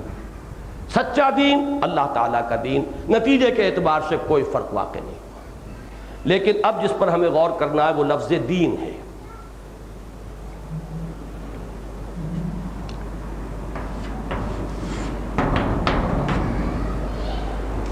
دین کے بنیادی معنی ہیں بدلہ۔ میں نے الفاظ اس میں لکھے ہیں، آپ پڑھیں گے کہ دین کے اساسی معنی وہی ہیں جو اساس القرآن یعنی سورہ فاتحہ میں جس معنی میں یہ لفظ آیا ہے۔ اساس القرآن سورہ فاتحہ ہے، اس کی تیسری آیت ہے مالک یوم الدین، جزا و سزا کے دن کا مالک۔ اور جزا اور سزا دونوں کے لیے ایک لفظ آ جائے گا بدلہ، بدلے کے دن کا مالک۔ دین کے معنی بدلہ۔ میں نے بہت سے حوالے دیے ہیں، میں چاہتا ہوں کہ آپ اس کتابچے کو جا کر پڑھیں اور ان تمام چیزوں کو ذہن نشین کریں۔ اگر دین کا کوئی کام کرنا ہے اور اس نہج پر کرنا ہے جس پر محمد الرسول اللہ صلی اللہ علیہ وسلم نے کیا ہے، تو اس آیہ مبارکہ کو سمجھنا اور اس درجے سمجھنا کہ آگے سمجھا سکیں، یہ بہت لازم ہے، ورنہ وہی اشتباہات رہیں گے۔ ہدف کے بارے میں ہی اگر انسان جو ہے معین نہ رہے، اپنے ذہن میں واضح نہ رہے اور اس کا دل ٹھکا ہوا نہ ہو، تو پھر تو عملی اعتبار سے تو وہ نقشہ پیدا ہو کر رہے گا جو علامہ اقبال نے کہا ہے کہ آہ وہ تیر نیم کش جس کا نہ ہو کوئی ہدف۔ ہدف معین ہے تو پھر تیر سیدھا جائے گا، ہدف ہی کوئی نہیں تو کوئی ادھر جا رہا ہے کوئی ادھر جا رہا ہے، تو ہدف کا تعین کرنے والی آیہ مبارکہ ہے۔ اب دین کے معنی بدلہ، اسی میں ایک لفظ کا میں نے اضافہ کیا ہے۔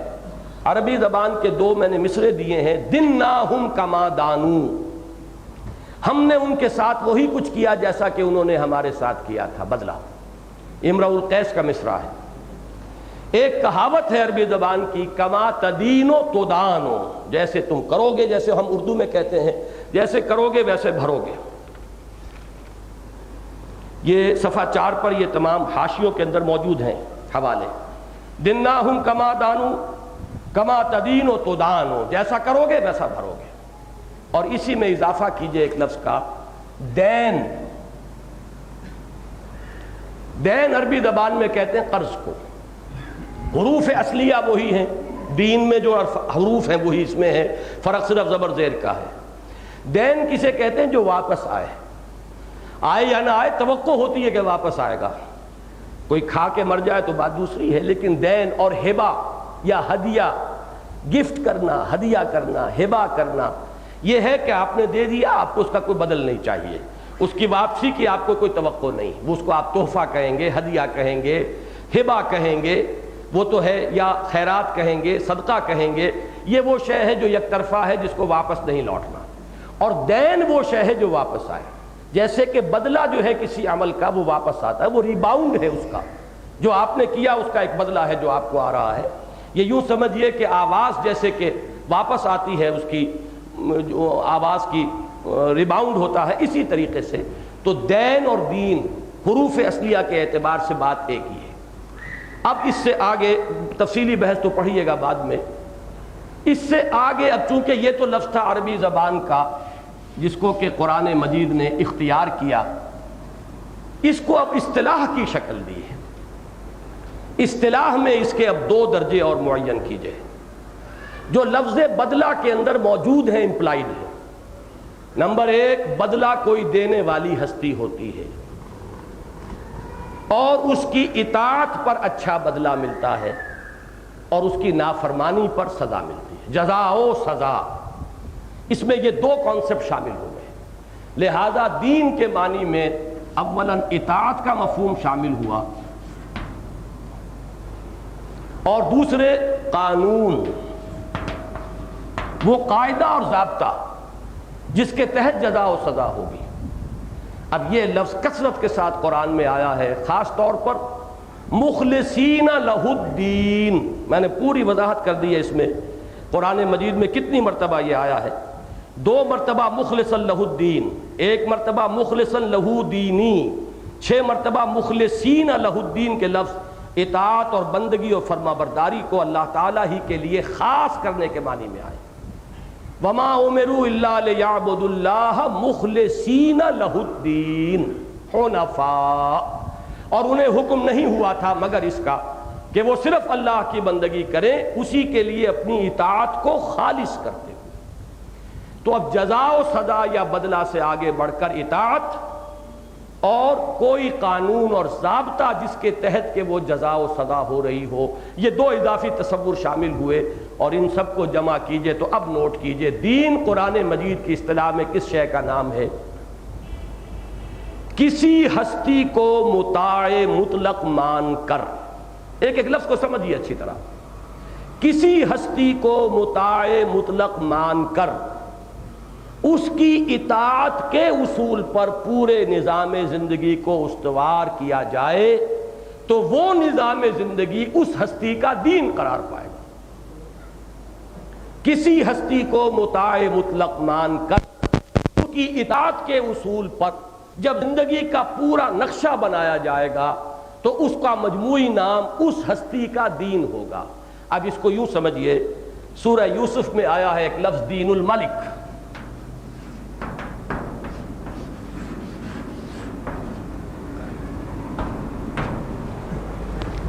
دین الملک، بادشاہ کا دین۔ حضرت یوسف علیہ السلام اپنے بھائی بنیامین کو اپنے پاس روکنا چاہتے تھے، لیکن حضرت یوسف وہاں ساورن نہیں تھے، حاکم نہیں تھے کہ جو چاہیں کریں، بلکہ ایک بہت بڑے افسر تھے، آپ وزیر خزانہ کہہ لیں، چیف سیکریٹری کہہ لیں، جو چاہیں کہیں۔ عزیز مصر تھے، شاہ مصر نہیں تھے۔ شاہ مصر تو وہ تھا جس نے خواب دیکھا تھا، وہ 7 گائیں دبلی اور 7 موٹی اور 7 بالیاں ہری اور 7 سوکھی، وہ بادشاہ تھا جس نے بلایا۔ اس کے خواب کی تعبیر حضرت یوسف نے کی اور اس نے بلا لیا، اور حضرت یوسف کو خزانے کا، یا یوں کہیے کہ آج کل ایگریکلچر کا کہہ دیجئے، منسٹر آف ایگریکلچر بنا دیا، جو بھی آپ کہیں۔ لہٰذا ان کے لیے ممکن نہیں تھا کہ وہ بادشاہ کے اس نظام اور قانون کے مطابق جس کے وہ خود پابند ہیں اپنے بھائی کو روک سکیں۔ فرمایا کذالک کدنا لیوسف، اللہ تعالیٰ نے خاص شکل پیدا فرما دی اپنی حکمت کاملہ سے، وہ کیا تھی اس پر میں بحث نہیں کروں گا، لیکن صرف قرآن یہ کہہ رہا ہے کہ یہ ہم نے شکل پیدا کر دی یوسف کے لیے۔ ما کان لیأخذ اخاہ فی دین الملک، ان کے لیے یہ ممکن نہیں تھا کہ اپنے بھائی کو پکڑ سکتے یا روک سکتے بادشاہ کے اس دین کے مطابق کہ جو اس وقت وہاں چل رہا تھا۔ اب یوں سمجھیے کہ یہ ملوکیت کے لیے ایک اصطلاح ہوگی دین الملک۔ کیوں؟ بادشاہ جو ہے وہ سوورن ہے، مطاع مطلق ہے، اس کو آخری اختیار حاصل ہے، اس کے زبان سے نکلا ہوا ہر لفظ قانون ہے، وہ جو فیصلہ کر دے اسے کوئی پوچھنے والا نہیں۔ اب پورا نظام زندگی جو ہے اس کے تحت ہے۔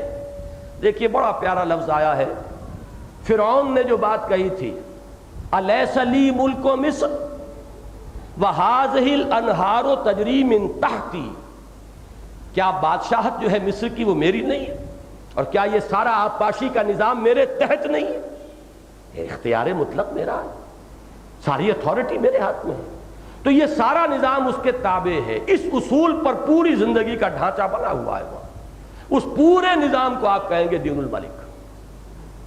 بات سمجھ میں آ گئی؟ اب اس کے مقابلے میں آئے گا دین اللہ۔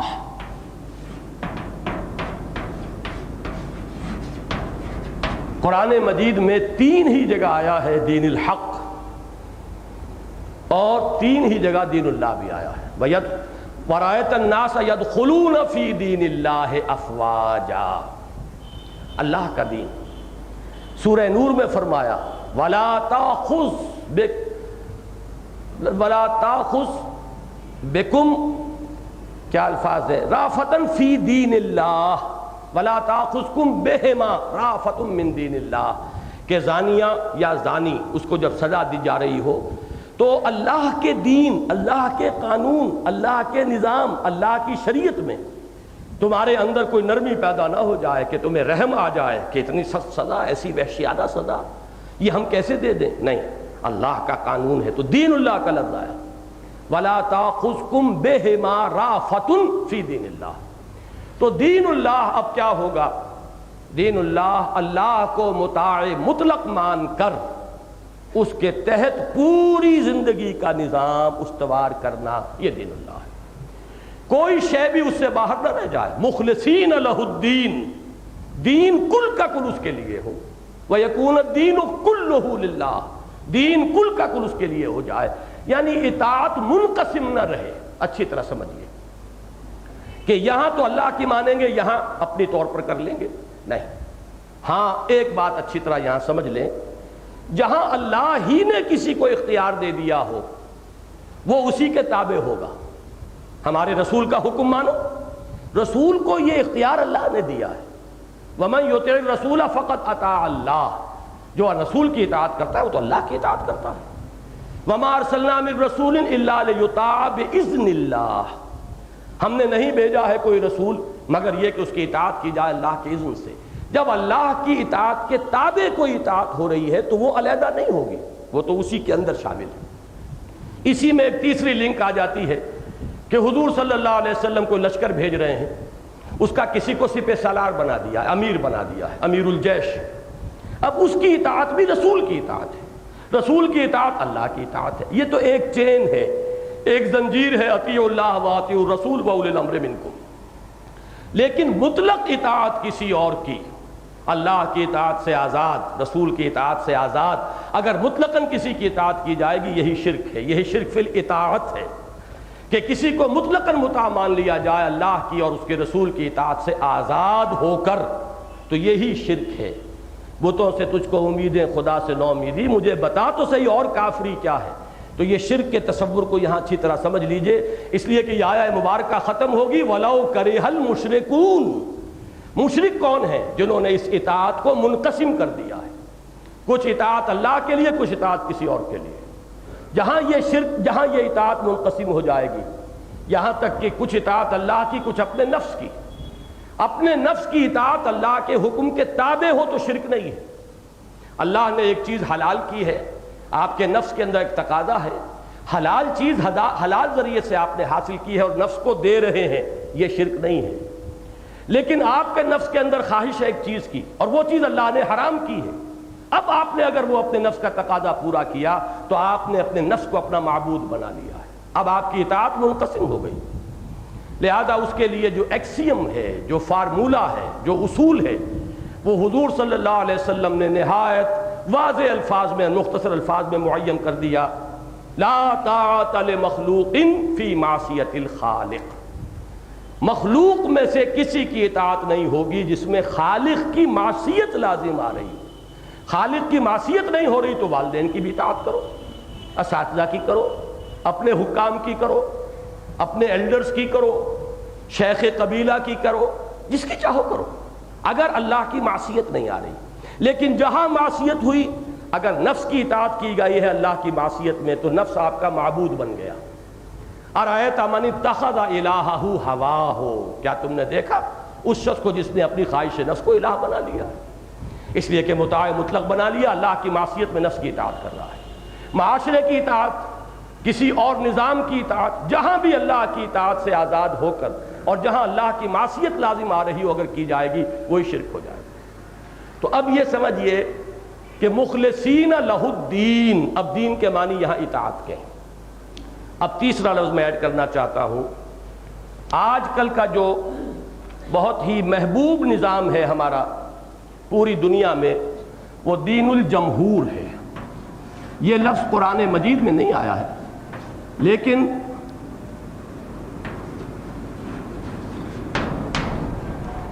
ڈیموکریسی کیا ہے؟ Sovereignty of the people, by the people, for the people. یہاں حاکمیت مطلق اب عوام ہے۔ وہ عوام کا کیا طریقہ ہوگا، وہ پارلیمنٹری نظام ہو، پریزیڈنشل ہو، ووٹ کس کو ملے گا کس کو نہیں ملے گا، وہ تفاصیل ہیں اس کی۔ 18 برس کی عمر کا ووٹ ہوگا، 30 برس کا ہوگا، 20 برس کا ہوگا، عورتوں کو ہوگا نہیں ہوگا، بچوں کا ہوگا نہیں بولا۔ لیکن اصل کیا ہے کہ حاکمیت عوام کی ہے، مطاع مطلق اب عوام ہے۔ اب انہیں اختیار حاصل ہے، جو قانون چاہے بنائے، جو ضابطہ بنائے، ان کا اختیار ہے۔ یہ بھی بالکل ایک پیرلل دین ہے. دین الملک ملوکیت، دین الجمہور جمہوریت، اور دین اللہ ہے یہ اسلام. ان الدین عند اللہ الاسلام، یہی دین اللہ ہے، یہی دین حق ہے. سچا دین یہی ہے، اس لیے کہ اللہ ہی حق ہے. اب یہاں یہ بات اچھی طرح واضح ہو جانی چاہیے کہ جو دو چیزیں دے کر حضور کو بھیجا گیا ان کے لیے یہ الفاظ آئے ہیں، ان کی کیا اہمیت ہے. اب جیسے کہ میں نے الہدا کے بارے میں عرض کیا، ویسے ہی اب اس کو بھی سمجھیے. تمام رسولوں کے لیے لفظ میزان آیا تھا، یہاں اس کی جگہ دین حق آیا ہے. یہ کیوں ہے، اس کو سمجھیے. جیسے میں نے عرض کیا کہ انسان کے فکر اور شعور کا ارتقاء ہوا ہے، ایسے ہی ہر شخص جانتا ہے کہ انسانی تمدن کا ارتقاء ہوا ہے. تمدن مدینہ سے بنا نا، شہر، شہریت، تمدن، مل جل کر رہنا. انسان مدنی الطبع ہے، یعنی اس کے اندر مل جل کر رہنے کی، گریگیریس اینیمل ہے، یہ مل جل کر رہتا ہے. اور بہت سے حیوانات بھی ہیں، آپ کو معلوم ہے ہاتھی بھی وہ غول کی شکل میں رہتے ہیں، ان کا ایک نظام ہوتا ہے. چیونٹیاں جو ہیں ان کا ایک نظام ہے. شہد کی مکھیوں کا ایک نظام ہے. بہت سے ایسے حیوانات بھی ہیں جن کا کوئی نظام نہیں ہے. شیر جو ہے وہ اکیلا ہی رہتا ہے جنگل میں، کسی اور کو قریب وہ شیر کو بھی نہیں آنے دے گا. تو یہ اپنی اپنی جبلتیں ہیں. انسان مدنی الطبع ہے، گریگیریس اینیمل ہے. لیکن یہ جو تمدن ہے یہ بھی ہمیشہ سے تو اس سطح پر نہیں تھا جس سطح پر آج ہے، بلکہ اس نے سٹیج بائی سٹیج، لَتَرْكَبُنَّ طَبَقًا عَنْ طَبَقٍ، درجہ بدرجہ جو ہے ارتقاء کیا ہے. مثلا میں گنوا دیتا ہوں جلدی سے. ایک دور وہ تھا جب کہ ہمارے آباء و اجداد غاروں میں رہتے تھے. جو جس غار میں ہے I am the monarch of all I survey، وہ وہاں کا مالک مطلق ہے. کوئی نظام ہے ہی نہیں، کوئی کسی کی سننے والا نہیں.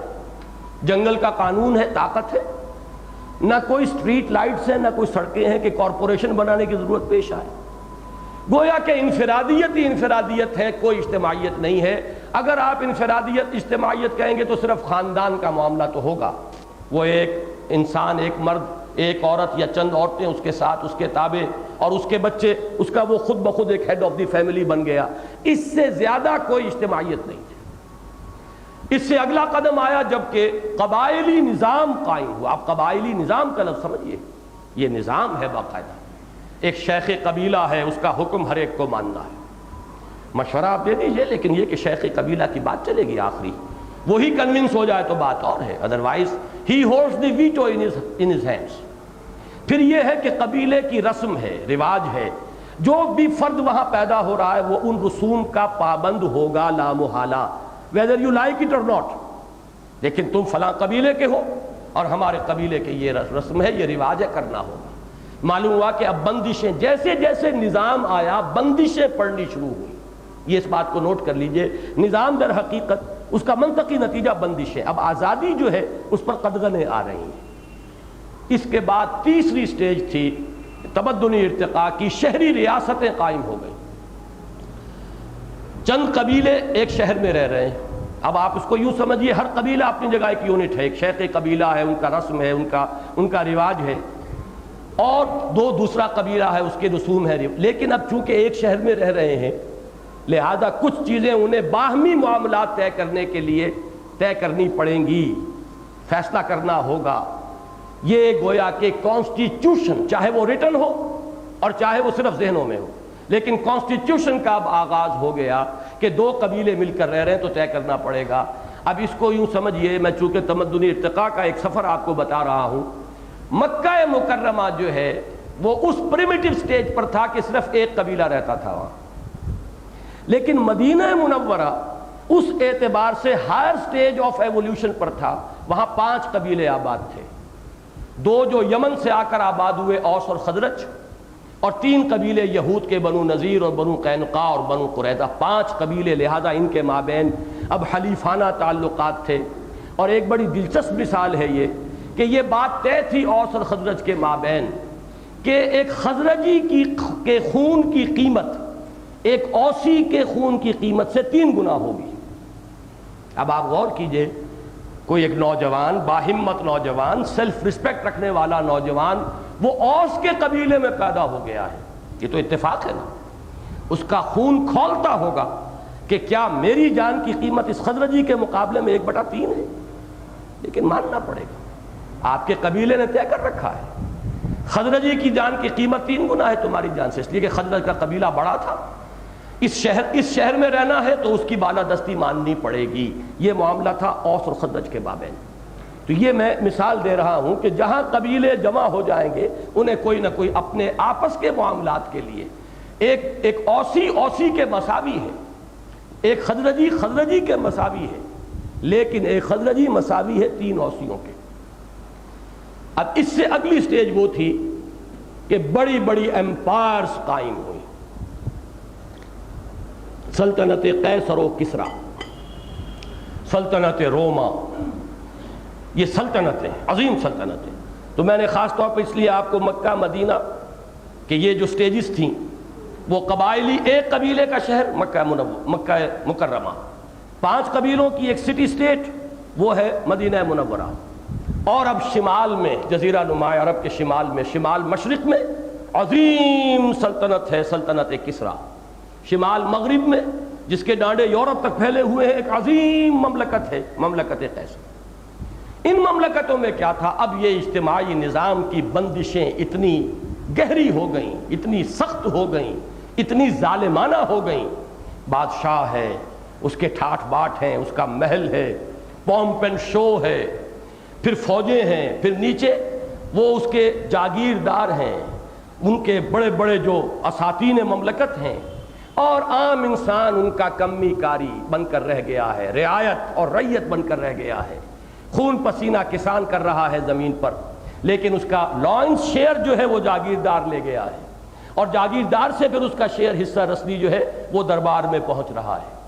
کوئی بیچارہ صنعت و حرفت والا کرگے پر بیٹھا ہوا اپنا پسینہ گرا گرا کے اس نے کوئی کپڑا بنا ہے، کوئی کھدر بنا ہے، لیکن یہ ہے کہ اس کے اوپر ٹیکس لگ رہا ہے شدید ترین، اس کی محنت کی کمائی جو ہے اوپر جا رہی ہے، چینلز بن گئے ہیں، اب انسان ہیوز اور ہیو ناٹس کے اندر تقسیم ہو گیا ہے، اب تمیز بندہ و آقا وجود میں آ گئی ہے، حاکم و محکوم، اور عام انسان جو ہے ہیومینٹی ایٹ لارج وہ پسی ہوئی ہے ان بندھنوں کے اندر، ان جکڑ بندیوں کے اندر، ان شکنجوں کے اندر کسی ہوئی ہے۔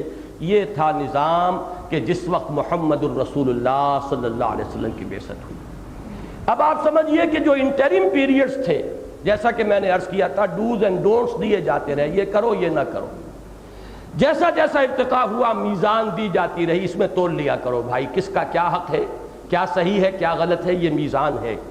لیکن اب دور شروع ہو گیا تھا نظاموں کا، لہذا اب وہ میزان ایک دین حق، ایک کامل نظام زندگی کی شکل میں محمد الرسول اللہ صلی اللہ علیہ وسلم کو عطا ہوئی۔ یہی وجہ ہے دیکھیے کہ لفظ اکمال اس کے لیے آیا، الیوم اکملت لکم دینکم واتممت علیکم نعمتی ورضیت لکم الاسلام دینا۔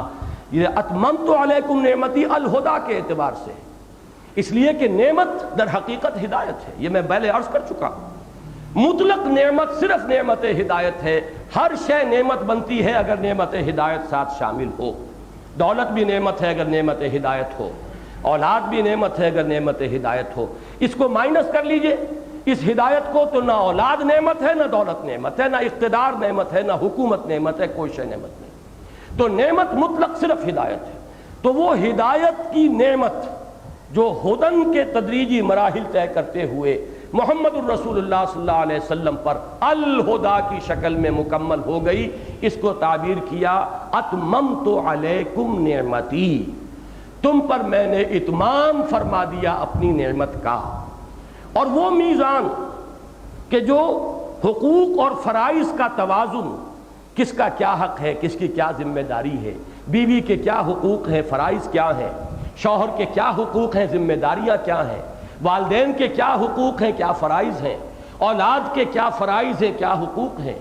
کوئی اگر کسی جگہ پر سربراہ ہے انتظامی اعتبار سے، لفظ حاکم کا مجازن اطلاق کریں گے ہم، حالانکہ حاکم تو حقیقتاً اللہ کے سوا کوئی نہیں، لیکن بہرحال مجازن یہ لفظ استعمال کرتے ہیں۔ اگر کوئی شہر کا حاکم ہے، اس کی ذمہ داری کیا ہے، اس کے فرائض کیا ہیں، اس شہر کے اندر بسنے والے شہریوں کے حقوق کیا ہے، فرائض کیا ہیں، یہ میزان ہر دور میں اس کی تمدنی سطح کی مناسبت سے عطا کی جاتی رہی۔ تاکہ لوگ اس عدل پر قائم رہیں، اس توازن کو برقرار رکھیں، کسی کو اپنے حق سے زائد لینے کا یارہ نہ ہو، جرت نہ ہو، کسی کو اس کے حق سے محروم نہ کیا جائے، لیکن یہ المیزان کامل ہوئی دین حق کی شکل میں محمد الرسول اللہ صلی اللہ علیہ وسلم پر الیوم اکملت لکم دینکم واتممت علیکم نعمتی ورضیت لکم الاسلام دینا، آج میں نے تمہارے لیے تمہارے دین کی تکمیل کر دی اور تم پر اپنی نعمت ہدایت کا اتمام فرما دیا، اور اب آئندہ ہمیشہ ہمیشہ کے لیے میں تمہارے لیے دین کی حیثیت سے اسلام پر راضی ہو گیا۔ یہ اسلام ہی اب ہمیشہ ہمیشہ کے لیے ریکگنائزڈ دین ہے اللہ کے ہاں، جو مقبول ہے، پسندیدہ ہے، جو اللہ تعالیٰ کے ہاں شرف قبول حاصل کرنے والا ہے۔ تو آج ارادہ تو یہ تھا کہ اس آیہ مبارکہ کی ہم تکمیل کریں، لیکن ممکن نہیں ہوا ہے، اور وقت جتنا طے کیا تھا ہم نے وہ پورا ہو گیا ہے، تو میں آج اسی پر ختم کر رہا ہوں۔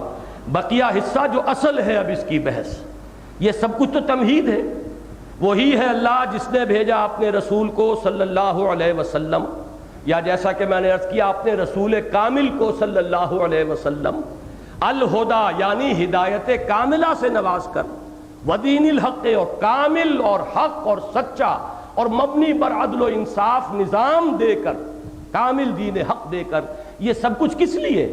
یہ کس لیے کی بحث تو لام سے شروع ہوگی، جیسے کہ وہاں تھا لے یقوم الناس بالقسط، اب یہاں ہے لے یظہرہ علی الدین کلہ، اور اسی میں لوگوں نے بڑے غلط قسم کے جو ہے معنی دریافت کر لیے ہیں۔ آج کے دور میں اپنی ذمہ داریوں سے بچنے کے لیے انسان فرض کے بوجھ سے چاہتا ہے پہلوتہی کرنا، اور کسی نہ کسی بہانے سے وہ اپنے آپ کو بچانا چاہتا ہے، اس کی ساری بحث لیظہرہ پر آئے گی، لیظہرہ علی الدین کلہ۔ اب اس پر انشاءاللہ تعالی گفتگو آئندہ درس میں ہوگی۔ بارک اللہ لی ولکم فی القرآن العظیم ونفعنی وإیاکم بالآیات والذکر الحکیم۔